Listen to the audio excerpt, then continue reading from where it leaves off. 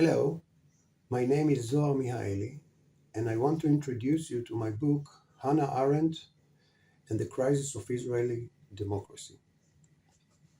In this book, I basically analyze Arendt's late thought as it is presented in a number of articles published in the early 70s under the title Crisis in the Republic, in which she reflects on events that shook American society in the 60s, namely the war in Vietnam and the protests against it. These considerations touch on the most important issues in her political theory, such as power, violence, the definition of the political, the phenomena of lying in modern politics, and revolution. However, my book offers the reader much more than an explanation of her insights I just listed, since I seek to apply them in explaining the socio-political reality in Israel today, as it is reflected during the mass protests against former Prime Minister Benjamin Netanyahu last year. The ongoing demonstrations in front of the Prime Minister's residence in Jerusalem and at intersections and bridges throughout the country, which became an everyday reality in Israel, revealed a deep socio-political crisis that shook its foundations, in part because it was waged as a war between political blocs,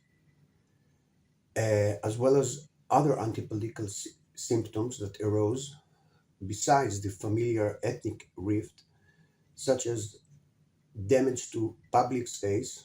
or sphere through increasing government intervention in the economy, namely patterns of capital government behavior, and the presence of what Arendt calls organized lies in politics. All of these raised fears among some Israelis, like me, that if Netanyahu remains in power, the future of democracy in it is in doubt.